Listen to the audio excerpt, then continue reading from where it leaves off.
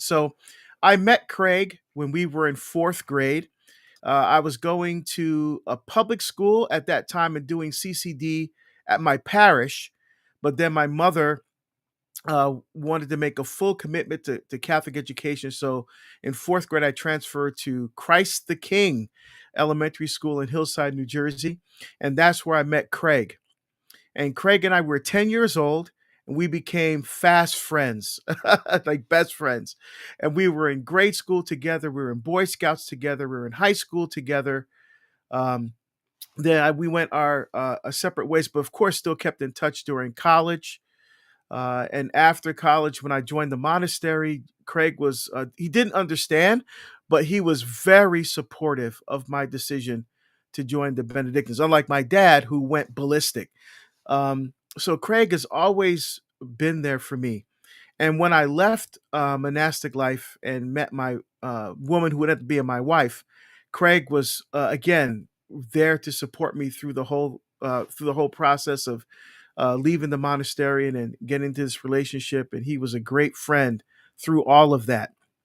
And he ended up being the best man at my wedding, of course, and I was the best man at his wedding. And we even made a trip. I was living in Oregon. He was still in New Jersey. We made a trip back to New Jersey with our kids. And so my kids got to meet his kids. And it was just a wonderful time. And then after I was ordained, about 2 years after I was ordained, um, I was, Craig was coming. He was a computer consultant. He had come back from a consulting job in Germany, and he sounded like he had like pneumonia or the flu, like a lot of congestion. And so we were talking. He kept coughing and and kept excusing himself. I'm like, man, you don't sound good, man. You should go get that checked out. He goes, yeah, I know, I know. Alicia, his wife, his name is Alicia. Yeah, Alicia already told me. I made the appointment for the doctor. All that stuff. Fine. So he went. He got an exam, and when he and so he did not have pneumonia. It turns out that he had a very aggressive form of small cell lung cancer. So he called me and told me about the diagnosis, and of course, my heart just sank. Um, so he received his diagnosis on a Monday, I remember, and then on Wednesday he went to Sloan Kettering Institute, which is a famous cancer treatment center in New York City, for just initial consultation and a cancer treatment plan. That was Wednesday of that same week. So Monday diagnosis, Wednesday Sloan Kettering. Then on Friday of that same week, I was sitting outside of my spiritual director's rectory.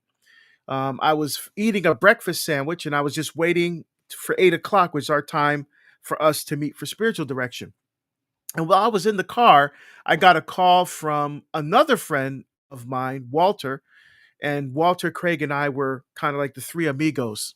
And so Walter called me and told me he had bad news. And I thought he was going to tell me like maybe his mother died or one of his parents died or one of his siblings. Instead, he told me that Craig died. And I said, Walt, what are you talking about? I just talked to Craig. Did he go to Sloan this week? Like just a couple of days ago? What are you talking about? I mean, I was in complete and utter shock. I mean, how could you go from diagnosis on Monday to death 5 days later? Um, Walter had told me some of the details. I immediately called his mom right away. Called his wife Alicia, and I was just I said, "What happened?" And they said this is interesting. I usually don't tell this part of the story. Um, they told me that Craig on Thursday night sat down with his wife and then sat down with individually with his children, and he had a conversation with them. It almost like he knew that he was dying.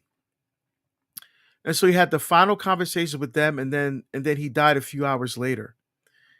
And I was clearly upset. I talked to my spiritual director, then went home and cried like a baby in my wife's arms. My wife told me at that time this is the first time she's ever seen me cry like that.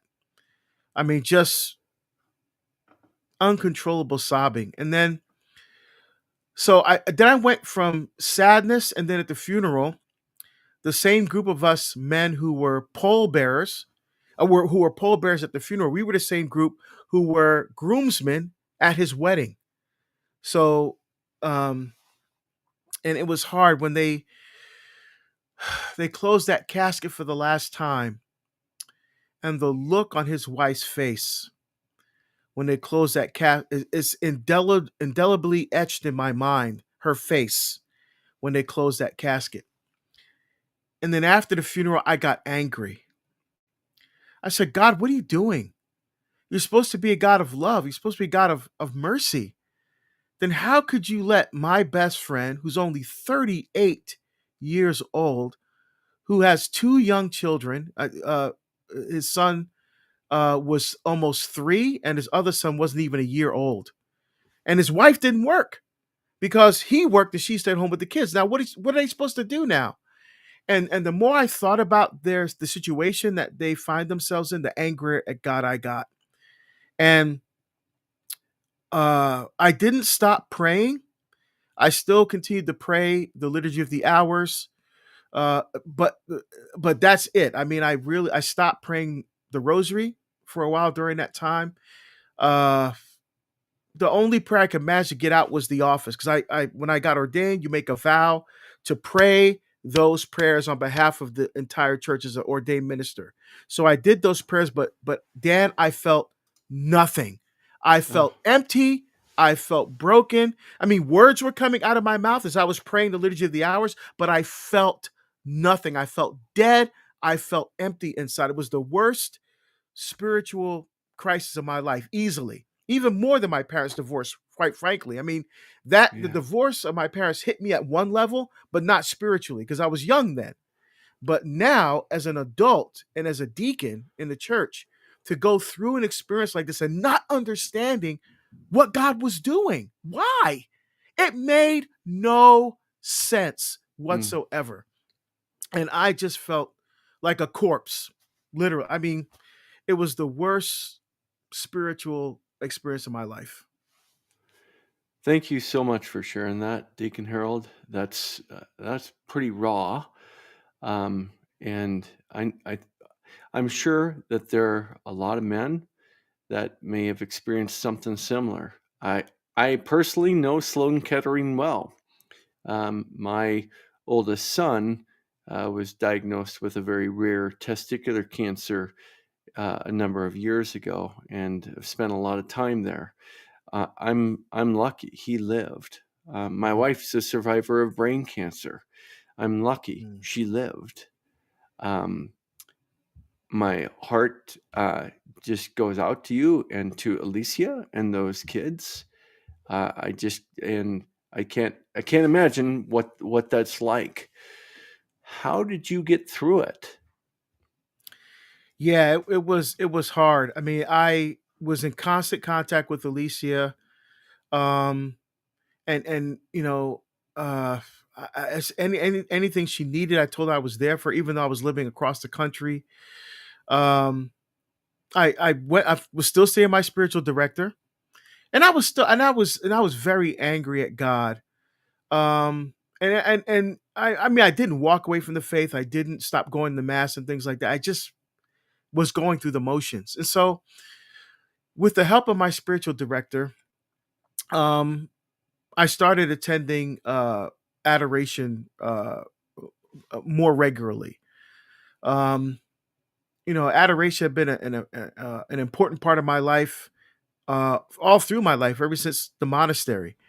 That's why I first really fell in love with adoration, as a monk, and then going in adoration to discern whether I should be married or go back to the monastery.